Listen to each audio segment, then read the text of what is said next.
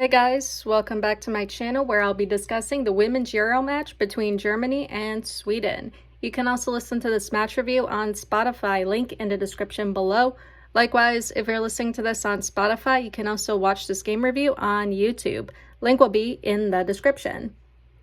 Alright, so as it stands, both Germany and Sweden are in the clear. They're both headed to the knockout stages. Both teams have 6 points, with Sweden leading on goal differential. Germany doesn't really need to win this game, but it would be nice if they could. A win against Sweden would help them momentum-wise as they go into the knockout stages. Sweden obviously is not going to be an easy team to beat. If you thought Denmark put up a fight against Germany a couple days ago, we can expect the same, if not more, from Sweden. It's interesting because I think I heard, and I could be wrong, but Sweden is supposed to be the oldest team in the Euro, or the team with the oldest players.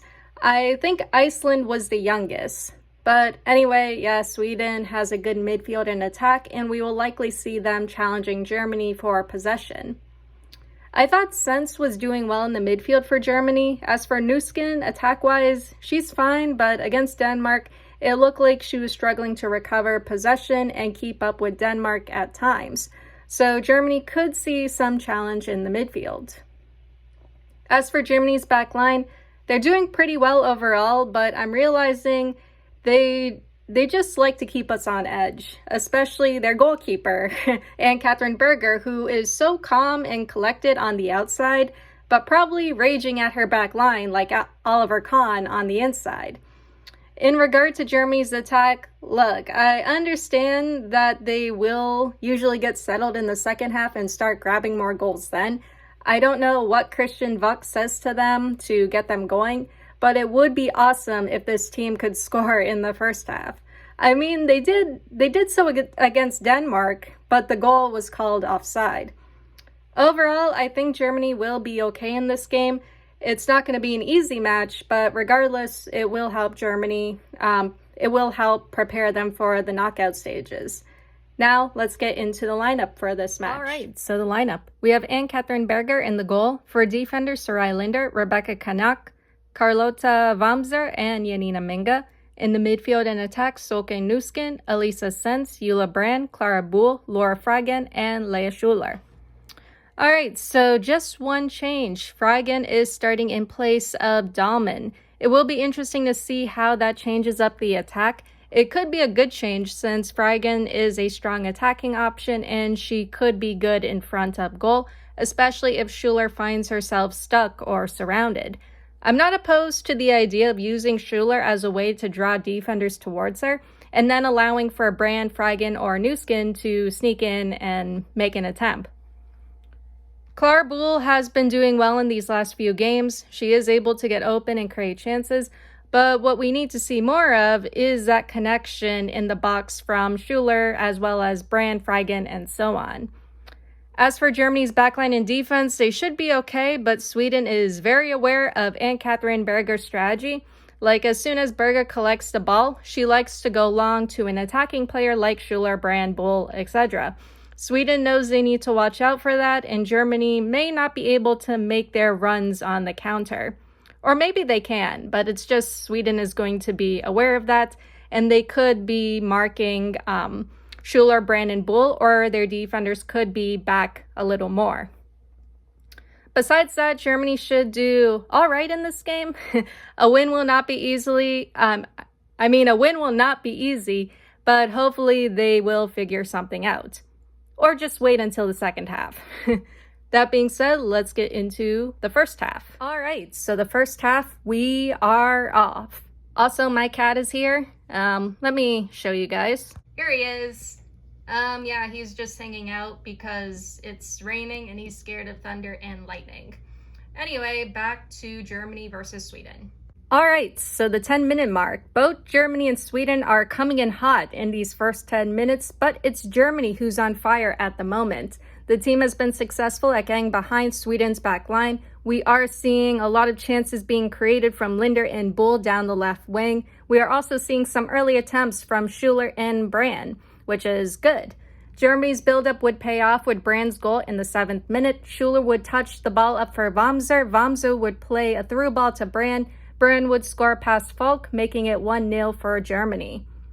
All right, so the 20-minute mark. Germany is feeling the heat after failing to convert their earlier chances, as well as the back line playing a high line. Blackstenius would make a run in the 12th minute and score. Since the back line was playing a high line, they could not reach Blackstenius in time, which made her run very possible. There is more back and forth between Sweden and Germany now, but Germany was doing well, getting forward and creating crosses and services. However, the problem is Germany has been unable to finish their chances since they are struggling to connect in the box. If you've seen my past game reviews, this has been a problem since the group stage started. All right, so the 35-minute mark. Things are not looking good for Germany, and it has gone from bad to even worse. There are some serious cracks and problems in the German backline. It is a lot worse than I originally thought. Seems a lot worse than 2023. Or maybe it seems about level there. Anyway, in the 25th minute, Holmberg would make a run into the box. Linder and Bull were unable to stop her, and Holmberg was able to grab Sweden's second goal, making it 2-1 for Sweden. Sweden would up their pressure and intensity on the German back line, stealing the ball every chance they got. There was a rare mistake from Berger where she passed the ball to Linder, and Sweden would steal that. In the 31st minute, Sweden would make another run down the wing. Sweden would make a cross and attempt. Wamser would save off the line with her hand. Wamser would get sent off with a direct red card, and Germany would go down to 10. After a VAR check, Sweden was awarded a penalty kick. Rolfo would convert, making it 3-1 for Sweden. Now down to 10, there is not much Germany can do now except, well, defend and damage control.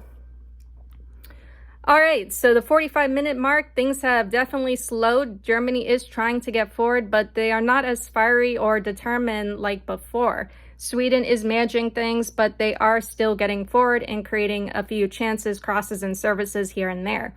The half would see an additional 2 minutes of added time and end in the 47th minute with Sweden up 3-1. All right, so Sweden is up 3-1. I think now is the time to look at Germany's backline and defense. The cracks are showing. They cannot handle pressure, and at times they are playing a high line. Because of that, Sweden are able to slip behind them. This was the case with Sweden's first goal. When it came to Sweden's second goal, Linder and Bull failed to stop Holmberg's run. It was nearly identical to Blackstenius' earlier run. It is clear that Germany's backline and defense is not good and has not been good for a while now. It has been a problem for them dating back to the 2023 World Cup. The time it was good, like the defending from Germany was good, was during the 2024 Olympics under Horst Rubisch. And back then, there was Alex Popp able to drop back, and Marina Hegering, who was actually a good defender. I've said it before, whenever I talk about England and Germany, because they have the same problem. It does not matter how many goals Germany can score. If they cannot defend, then they are going to basically screw themselves. If Vuk cannot come up with a good defending strategy, then Germany is honestly screwed defensively. Germany are down to 10 players and are down 3-1. A comeback would be great and impressive, but with only 10 players, it will be difficult and nearly impossible. Strangely enough, I have hope. Like I said, the only thing Germany can do in the second half is damage control and prevent things from getting worse. And if they can get a goal or two, that would be pretty cool. Anyway, let's get into the second half. So the second half, we are off. 57-minute mark, Germany started off the second half with Hendrik and Lohmann subbing on for Kanak and Freigen. Sweden is still on the attack, but Germany is not showing any signs of backing down yet. Bull would get forward and get a corner kick in the 52nd minute. Nothing would come from it, but it's a nice reminder to fans not to give up just yet. In funnier news, Hendrik would go down after the earlier corner kick, but not at the fault of Sweden, but Linder. Linder caught her somewhere and Hendrik went down. After a quick check over, Hendrik was cleared to continue. 67th minute mark, Vuck would sub on Hoffman for Schuler in the 63rd minute. Germany still has some fight in them. They are still trying to get forward and still seem focused on attacking. However, this is being done with more caution. Sweden is still getting forward, but Germany is doing a better job at shutting down Sweden's attack. On the plus side, there is still good movement through the midfield from Brand. If Germany is meant to score in this half, the goal will likely come from Brand or Hoffman's sheer will and power. All right, so the 80th minute mark. Up to this point, it felt like things were looking up for Germany. Bull and Brand were still on the move. There was some buildup in Germany's attack in addition to Germany applying pressure to Sweden's back line. Vuck would even bring on Churchy for Nuskin. Unfortunately, before we could see some combinations from Hoffman, Churchy, Brand, and Bull, Hurtig would score their Sweden's fourth goal in the 79th minute. A Swedish cross would go wide and get touched to Hurtig. Linder would miss it and Hurtig would score. Sweden 4-1. All right, so the 92nd minute mark, the half would see an additional 2 minutes tacked on, and despite a final push from Germany in the remaining minutes, nothing would come from it. Despite their efforts, Germany could not get on the scoreboard again. Sweden would go on to win 4-1. All right, so Sweden wins 4-1, and I have a lot of thoughts about Germany. This was definitely an eye-opening loss for Germany. They started off well in the beginning with that goal from Brand, and it just seemed like Germany were on track to win this game, even when Sweden tied things up and then went up 2-1. I was convinced that Germany would, at that point, when Sweden was up 2-1, I was convinced that Germany was going to come back. But after Wamser's red card and the penalty, yeah, things kind of went downhill there. Still, despite the loss, things were not totally bad. Germany did try to fight in the second half. Brand and Bull were determined to get forward no matter what, and Hoffman was threatening the Sweden back line. It was great to see Germany on the attack and continuing to challenge Sweden in spite of the odds. Still, Germany's backline and defense, that is a big problem. We can't ignore that. It was a little better in the second half, but the awareness needs to be better. They also need to do better under pressure. The loss is disappointing. Seeing Wamser go off like that was disappointing and honestly a bit sad. I really felt bad for her. And the thing is, I'm not all that familiar with her as a player. Still, it sucked to see her go off. However, yeah, I know, it was a definite handball. That was pretty clear from VAR. That was very clear from the replay. It's unfortunate to see Germany lose like this, but maybe this is what they needed before the quarterfinals.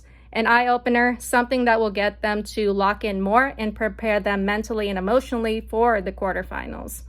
Anyway, I'm just going to leave it at that. That is all I have for you guys today or tonight, and I'll see you all in the next one. Later.